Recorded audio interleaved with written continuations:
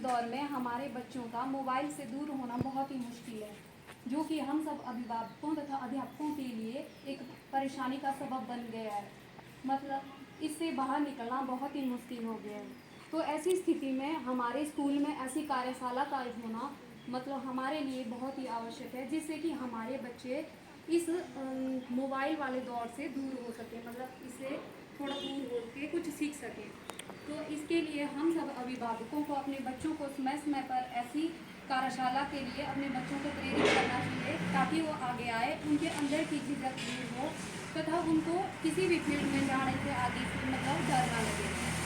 तथा अंत में मैं ज़्यादा न बोलते हुए अपने मुख्याध्यापक और मुख्य अतिथि तथा सभी अभिभावक जनों का यह धन्यवाद करती हूँ कि उन्होंने प्रिंसिपल मुख्याध्यापक सर तथा अध्यापक सर का भी धन्यवाद करती हूँ, जिन्होंने ऐसी कार्यशाला का आयोजन करवाया कि हमारे बच्चे कुछ सीख सके ताकि आगे जा सके। धन्यवाद। CST सर को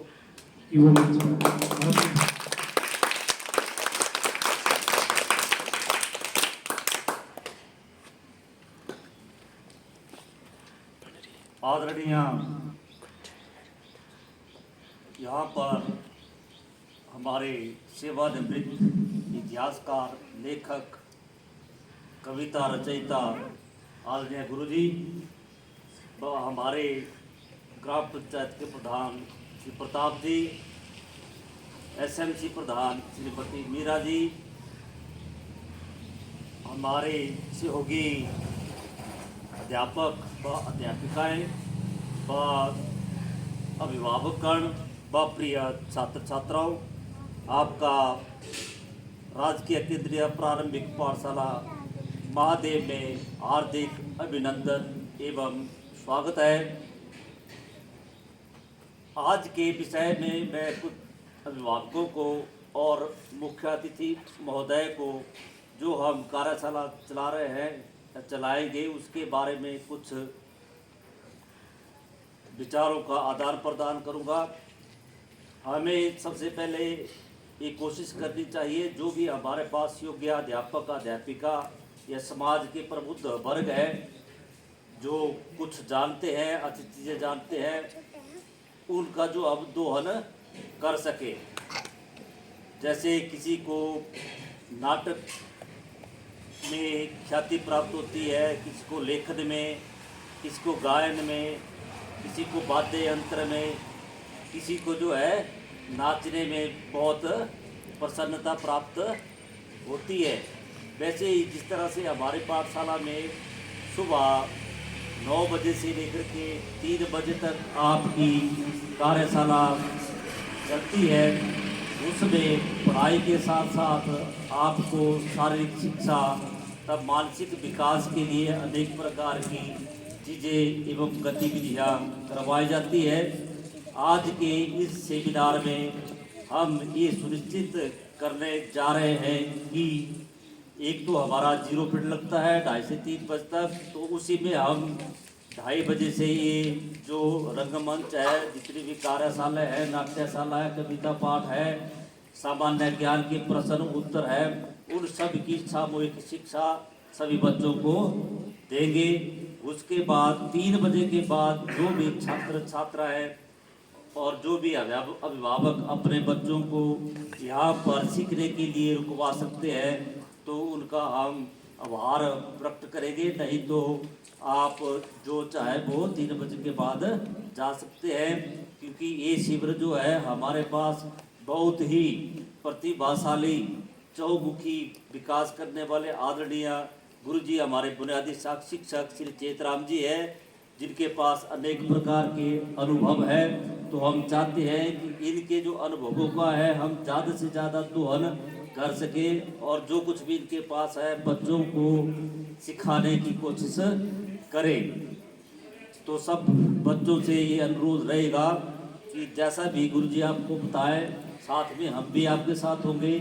तो जितनी भी धीरे धीरे कोई भी कार्य करते हैं तो शुरू में उसको करने के लिए मुश्किलों का सामना करना पड़ता है। साधन नहीं होते, हमारे पास सीमित साधन होते हैं, व्यवस्थाओं का अभाव होता है, लेकिन धीरे धीरे हम व्यवस्थाओं का और सुविधाओं का भी प्रचार प्रसार और व्यवस्था करेंगे।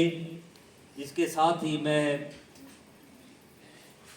आदरणीय मुख्य अतिथि महोदय, हमारे सेवानिवृत्त कवि, लेखक, साहित्यकार और हमारे प्रधान जी, जो कि हमारे सभी के लिए सर्वांगीण विकास पर जोर देते हैं और जब कभी भी इनको बुलाते हैं तो ये बिना झिझक के बिना टाल टोल किए हुए हमारे कार्य के लिए या हमारी पाठशाला में उपस्थित हो जाते हैं। साथ ही मैं एसएमसी प्रधान श्रीमती मीरा देवी जी का भी धन्यवाद करता हूँ। ये भी समय समय पर जब भी कोई मुश्किलें आती है तो स्कूल में आने की कृपा करते हैं। इसके साथ साथ मैं अपने सभी अध्यापक बंधुओं, अध्यापिकाओं एवं बच्चों के माता पिताओं का बहुत बहुत धन्यवाद करता हूँ। आपने जो है अपना कीमती समय निकाल के यहाँ पर इस कार्यशाला में जो भी अगली कार्यक्रम उसमें भाग लेने के लिए अपनी उपस्थिति दर्ज कराई। इसके बाद मैं अनुग्रह करूँगा श्री चेतराम जी से कि वो अपना माइक उपस्थित हम सबके जाने पहचाने संस्कृत महाविद्यालय से सेवानिवृत्त कहानीकार, कथाकार आदरणीय श्री गंगाराम राजे जी, पाठशाला के मुख्याध्यापक श्री राजेंद्र जी, हमारे एसएमसी की अध्यक्षा श्रीमती मीरा जी और इस पाठशाला के अनुभवी जुझारू अध्यापक श्री चेतराम जी और यहाँ पर एकत्रित आए सभी अभिभावक, मेरी बहनें और यहाँ पर बैठे प्यारे बच्चों, सबसे पहले तो मैं आप सबको जो आदरणीय चेतराम जी ने ये थिएटर को लेकर के जो कार्यक्रम शुरू किया है इसके लिए बहुत बहुत बधाई देता हूं। और ये मेरे लिए भी और अभिभावकों के लिए भी, जैसा कि मैडम मीरा जी ने चिंता व्यक्त की कि आज के बच्चे के पूरे समाज में ये जो मोबाइल है, इस मोबाइल ने इतना बेड़ा गर्क कर दिया है कि हर कोई मोबाइल पे बिजी है, अपने जरूरी काम छोड़कर भी मोबाइल पे जाना समझ करके काम पे मोबाइल पे व्यस्त रहते हैं। तो इसीलिए ये जो कार्यक्रम चलाया जा रहा है आदरणीय चेतन जी के द्वारा और अपने यहाँ पाठशाला के अध्यापकों के द्वारा, मैं ये समझता हूँ कि बहुत कम होता है, बहुत कम ऐसे टीचर होते हैं, ऐसे अध्यापक होते हैं जो अपना जब भी घर में काम होता है, फसल का काम होता है। अब आदरणीय पीछे भी एक कार्यक्रम इन्होंने चलाया था और मैं गुरुजी आपको ये बताना चाहता हूँ कि चेतराम जी का रिकॉर्ड है, जिस भी विद्यालय में गए वहाँ के बच्चे ये जो नाटक है या दूसरा भी कल्चरल एक्टिविटी में स्टेट लेवल तक इन्होंने ये किया है। और इसका एक ताजा उदाहरण मैंने देखा है। एक बार जो नाटक इनका प्रदेश स्तर पे गया और इसका डेमो इन्होंने दिया, तो जिन बच्चों ने, जो नन्हे मुन्ने बच्चे हैं, बिल्कुल शरीफ और ऐसे लग रहे हैं कि इनको बिल्कुल भोले भाले हैं, जिस तरीके से इन्होंने मंचन किया उस नाटक का, तो रोंगटे खड़े करने वाला। तो इसके लिए मैं चेतराम जी को बधाई देता हूँ, इनका धन्यवाद करता हूँ पंचायत वासियों की तरफ से भी। ऐसे टीचर अभिभावकों से भी मैं ये कहता हूँ कि ऐसे टीचर बिरले होते हैं जो अपना समय, जब घर में काम है तो पूरा आपके बच्चों के लिए वो अपना समय दे रहे हैं।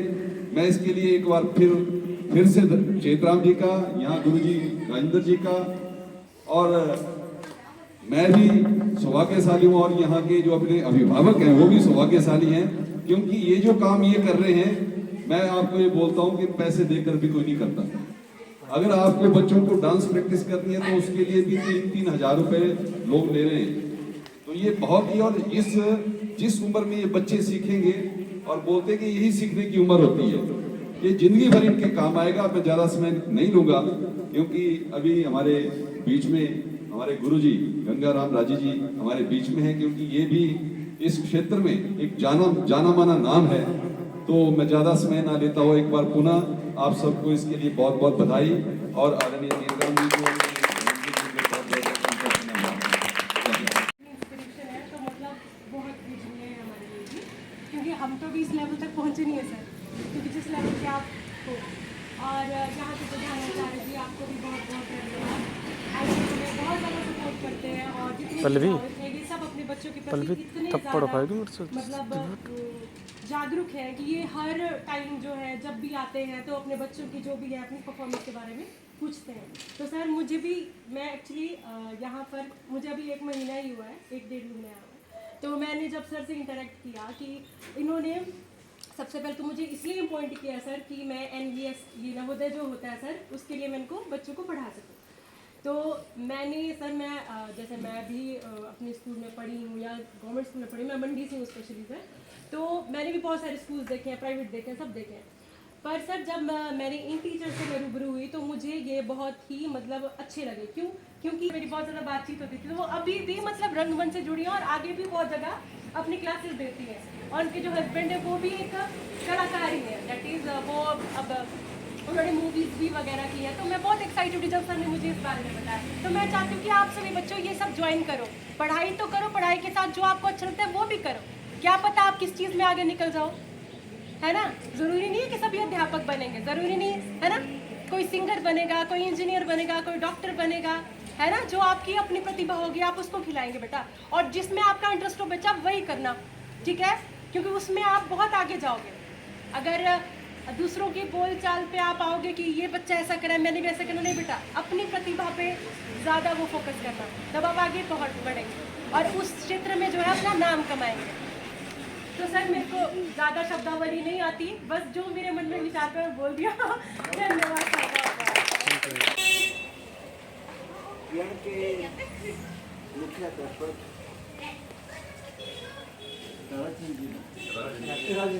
नीरज जी और सभी आपके सहयोगी अध्यापक, अभिभावक और प्रिय क्षेत्र,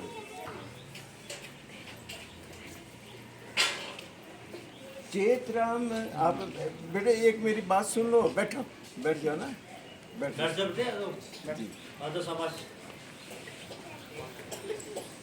स्कूलों में जो ये वर्कशॉप की जो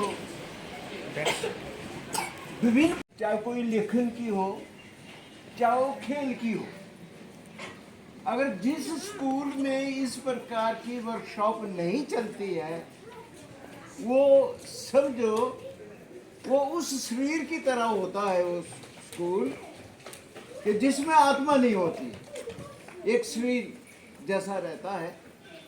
और एक बात, क्योंकि जो मानव स्वभाव है उसके दिमाग में बहुत सी चीज़ें आती रहती हैं, बहुत सी चीज़ें आती रहती हैं।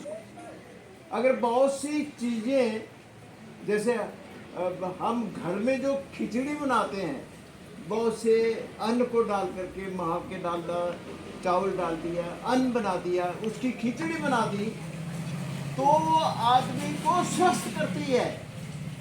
जब आदमी बीमार होता है तो घर में खिचड़ी बनाते हैं तो देते हैं। लेकिन इसके उल्ट अगर दिमाग में बहुत सी खिचड़ी पक जाए तो आदमी को बीमार कर देती है।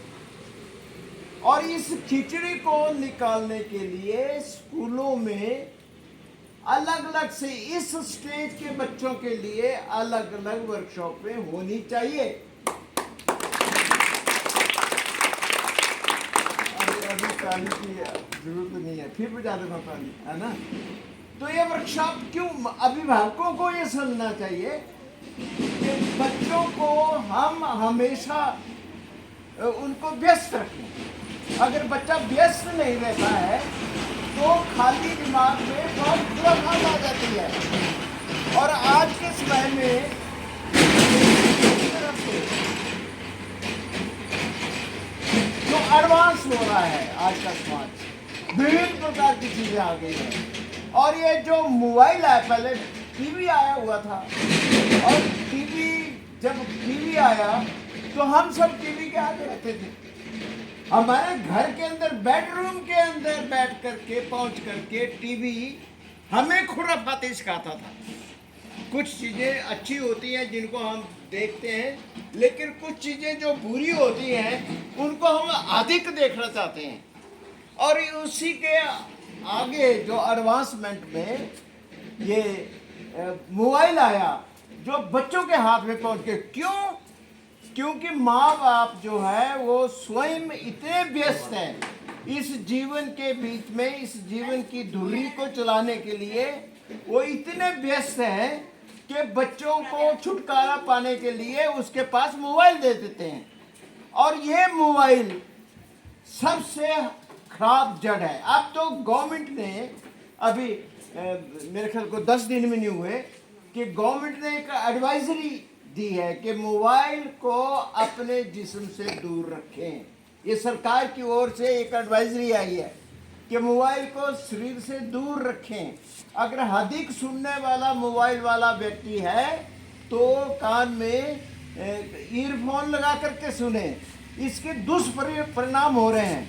इस मोबाइल के बहुत दुष्परिणाम स्वास्थ्य के लिए तो हो रहे हैं, सांस्कृतिक के लिए भी, वो जो संस्कृति के बीच में जो चीज़ें चली हैं वो भी, उसको भी ये हमारी जो प्राचीन संस्कृति है उसको तोड़ मरोड़ रही है। तो आदमी खाली तो नहीं रह सकता ना, उस चीज़ के लिए ऐसी वर्कशॉपों की आवश्यकता है। मेरे को चेतराम जी बहुत वर्षों से मैं परिचित हूँ उस व्यक्ति का, इसका चेतराम जी का। जो क्वालिटी चेतराम जी में है वो बच्चों को हमेशा ही सक्रिय रखने का प्रयत्न करता है। जो अच्छे स्कूलों में जो बच्चे जा रहे हैं, आपके स्कूलों में, अच्छे स्कूलों में जो पढ़ रहे हैं, जिनको हम अच्छा बोलते हैं, वहाँ भी एक कार्यशाला नहीं होती है। हम एक टाइल्स लगा करके बच्चों को बोलते हैं, और एक घर में और गांव में एक प्रथा चली हुई है कि हमारा बच्चा अच्छे स्कूल में पढ़ रहा है, हमारे बच्चा जो है वो सेंट मेरी में पढ़ रहा है, हमारा बच्चा उधर पढ़ रहा है।